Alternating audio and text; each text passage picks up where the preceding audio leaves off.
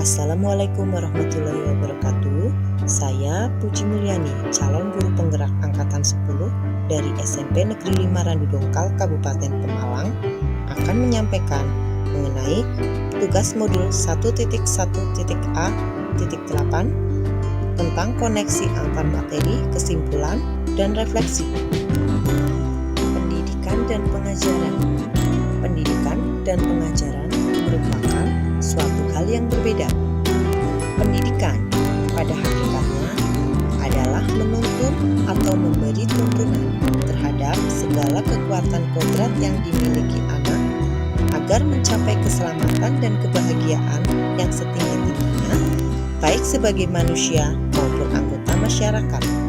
Sedangkan pengajaran adalah bagian dari pendidikan. Pengajaran adalah proses pendidikan dalam memberi ilmu untuk kecakapan hidup anak secara lahir dan batin.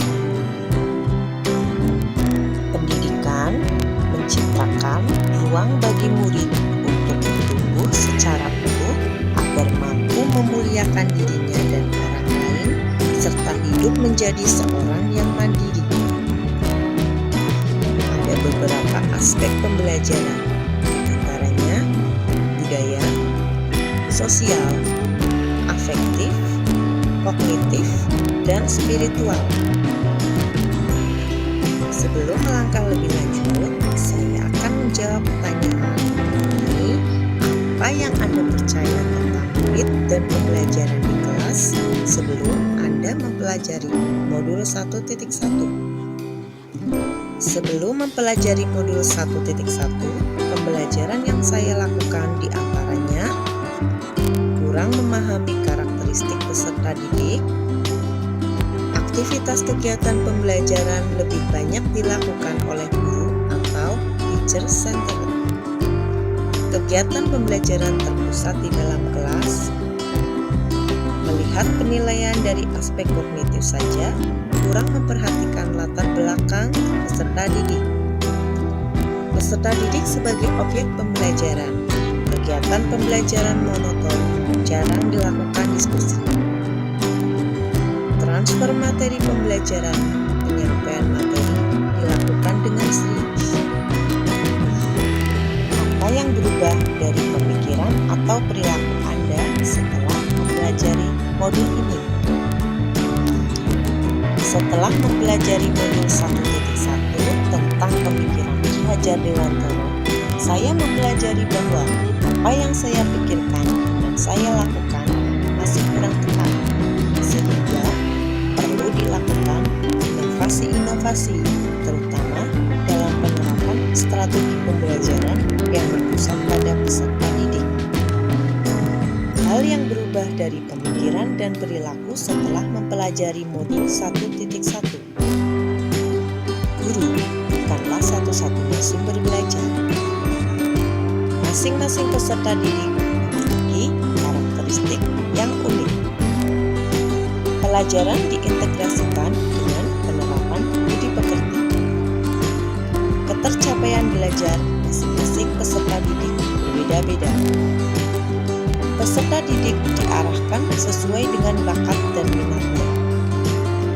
Menerapkan strategi pembelajaran yang kreatif, inovatif, dan menarik bagi peserta didik. Setelah mempelajari modul 1.1 tentang pemikiran Ki Hajar Dewantoro, banyak hal yang perlu dibenahi terkait dalam pelaksanaan kegiatan pembelajaran di kelas. Saya harus menerapkan pembelajaran yang memperhatikan karakteristik peserta didik. Kegiatan pembelajaran dilakukan secara menarik, kreatif, dan inovatif. Peserta didik bukanlah kertas kosong, namun kertas yang masih buram tinta di dalamnya, sehingga sebagai pendidik, kita perlu menebalkan tinta tersebut menjadi tulisan yang mudah terbaca. Peserta didik memiliki potensinya masing-masing, sehingga perlu dikembangkan. Hal yang segera saya terapkan lebih baik dalam mencerminkan pemikiran Ki Hajar Dewantoro, dengan merancang dan menerapkan pembelajaran yang kreatif, inovatif, berpusat pada peserta didik, berdiferensiasi, dan menarik menyenangkan peserta didik. Hal yang segera saya terapkan lebih baik dalam mencerminkan pemikiran Ki Hajar Dewantara menjadi guru yang menuntut peserta didik memperhatikan kodrat anak, baik kodrat alam dan kodrat zaman, mengutamakan budi pekerti, menjadi model yang menginspirasi peserta didik. Dasar pemikiran Ki Hajar Dewantara yaitu yang pertama, pendidikan yang menuntut. Kedua, pendidikan yang berpihak pada anak. Ketiga, pentingnya budi pekerti. Keempat, anak bukan kertas kosong. Kelima, sesuai kodrat anak. Dan keenam, petani kehidupan. Refleksi. Mengembangkan pemikiran Ki Hajar Dewantara dalam pembelajaran yang menekankan pada pembentukan budi pekerti sesuai dengan karakter profil pelajar Pancasila. Mendorong peserta didik untuk mengembangkan potensi bakat dan minat yang dimiliki supaya dapat berkembang secara optimal dengan menerapkan pembelajaran yang sesuai dengan kodrat alam dan kodrat zaman. Kesimpulan, pendidikan berpusat atau berpihak pada murid. Pendidikan sejatinya menuntun anak sesuai kodratnya, baik kodrat alam dan kodrat zaman. Pendidikan menuntun anak supaya tidak kehilangan arah dan dapat menemukan kemerdekaannya dalam belajar. Dengan pendidikan budi pekerti, dapat melatih anak memiliki kesadaran yang tinggi untuk menjadi diri sendiri.